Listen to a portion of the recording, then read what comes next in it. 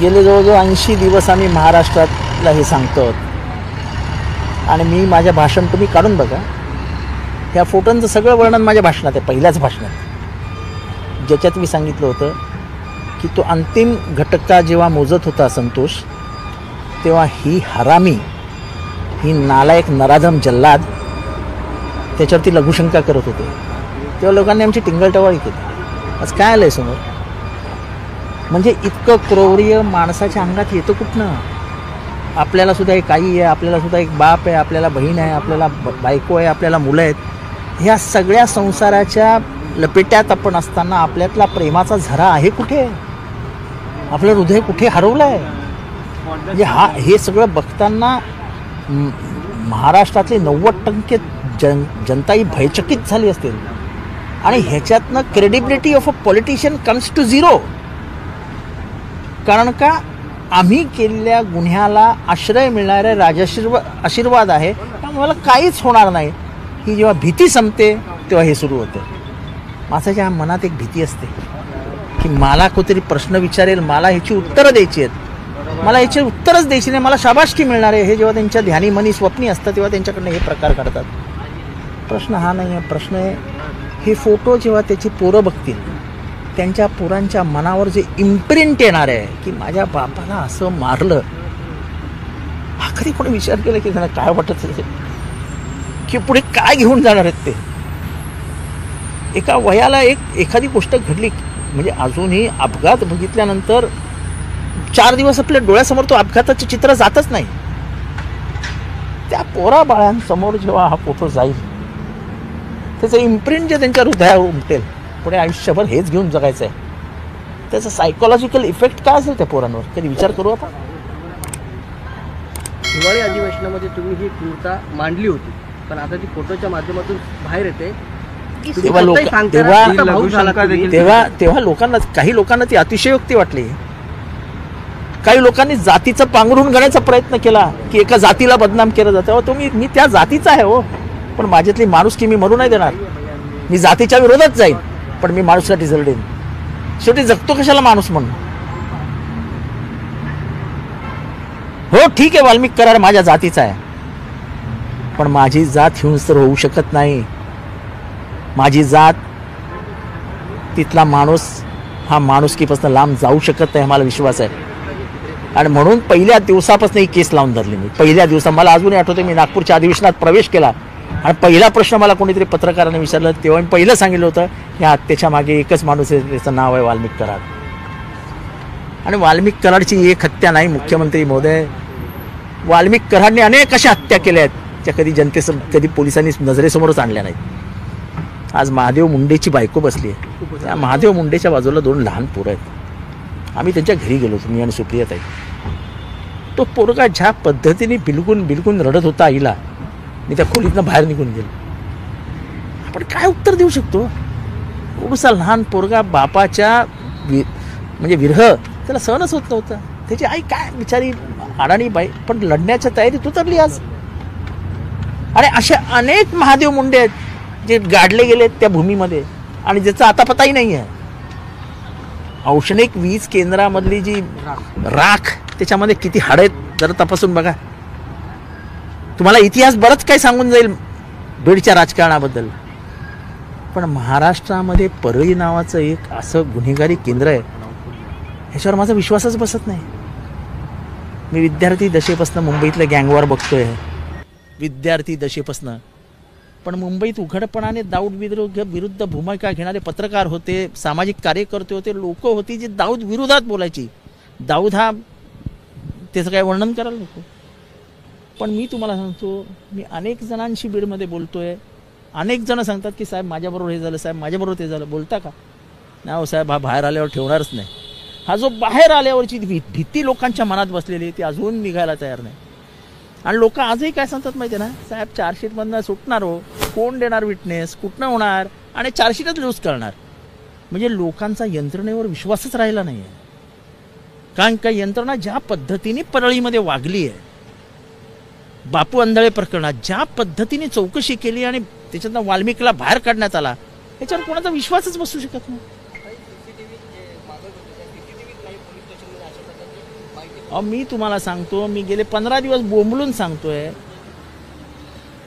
की तो ज्या जेलमध्ये आहे,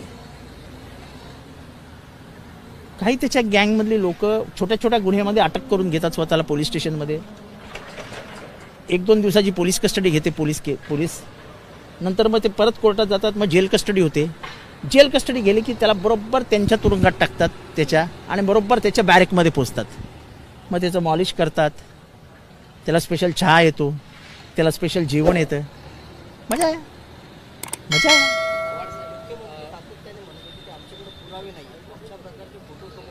आता पुरावे सरळ दिसून येत आहेत, फोटोज दिसून येत आहेत. आता कारवाई होईल वाटतं तुम्हाला? आपणच पहिले असे नेते होता की ज्यांनी सांगितलं होतं की अशा प्रकारे हत्या झाली, अशा प्रकारे त्याला मारलं. आपणच पहिले होता की जे सांगत होता, त्यावेळेस आपल्याकडे पुरावे होते आणि हे सरकारकडे व्हिडिओ तेव्हा पण आले असते. एक लक्षात घ्या की मी याचा पूर्ण अभ्यास केलेला होता. या गुन्ह्याचा मी इथनं तिथनं माहिती घेत पूर्ण अभ्यास केला होता. आणि मी हवेत गोळीबार करत नव्हतो. अशा प्रकरणामध्ये हवेत गोळीबार करून राजकारण खराब करायचं नाही आहे. राजकारणातलं गांभीर्य टिकलं पाहिजे. आपला आरोप सिद्ध.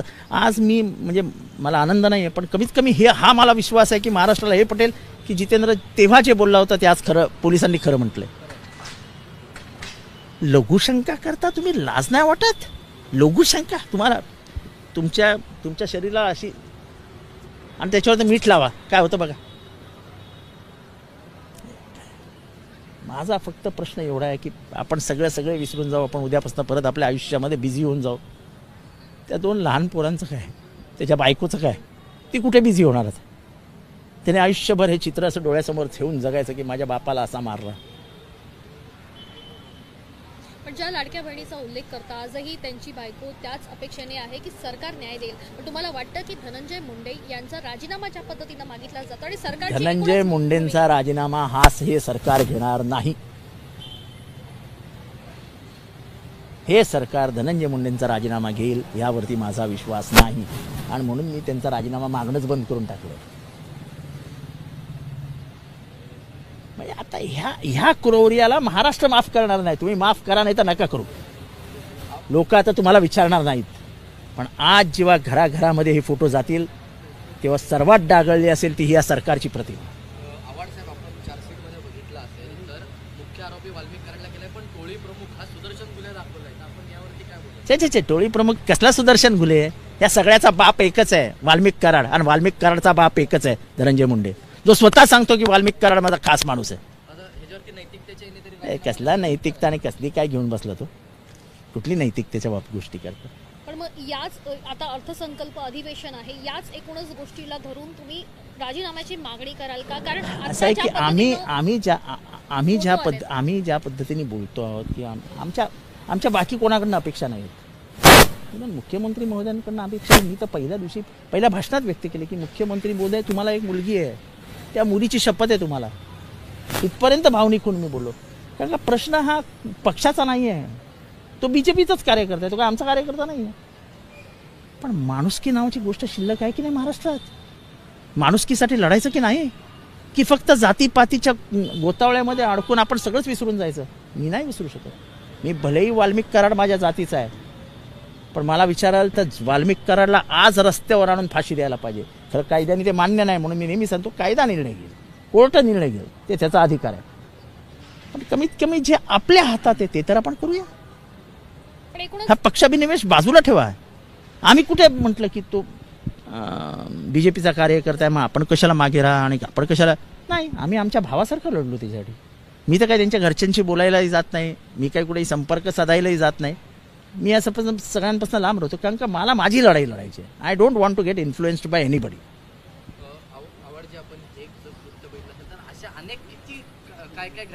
मी तुम्हाला सांगतो, कमीत तुम्ही मला उद्या भेटा, मी तुम्हाला कमीत कमी 15 नावं देतो ज्यांचे मर्डर झाले, त्यांचा कधी पोलिसांनी उल्लेखही केला नाही. आता तुम्ही विचार करा, तो फड नावाचा पोरगाचा एक हे रील, कैलाश फड, त्या रीलमध्ये तो काय म्हणतो माहिती आहे? चांगल्यांचं गेम होऊ शकतं बरं का. अरे केवढा माज. साधी गोष्ट आहे. ज्या पद्धतीने वाल्मिक कराड CID ऑफिसला आला, हे पोलिसांना शोभणार होतं का? एखादा माणूस सांगतो मी येतोय, पोलिसांनी नाकाबंदी करून त्याला ताब्यात घ्यायला पाहिजे होता. पोलिसांनी दरवाजे उघडे ठेवले आणि पोलिसांच्या समोर तो एका प्रायव्हेट गाडीतनं येऊन उतरला आणि असं चालत मस्त पोलीस स्टेशनमध्ये गेला. अच्छा, ज्यांनी त्याला गाडीतनं आणला तो काय सांगतो की मला रस्त्यात अण्णा दिसले. मी अण्णांना विचारलं, अण्णा तुम्ही एवढ्या छोट्या गाडीत? अण्णा म्हणाले काय करू? मी तर म्हणाले या माझ्या गाडीत. अरे काय हास्यास्पद विधान आहे तो. अहो या सगळ्यांना अटक व्हायला पाहिजे, कारण का त्यांनी ह्या नराधमाला मदत केली आहे.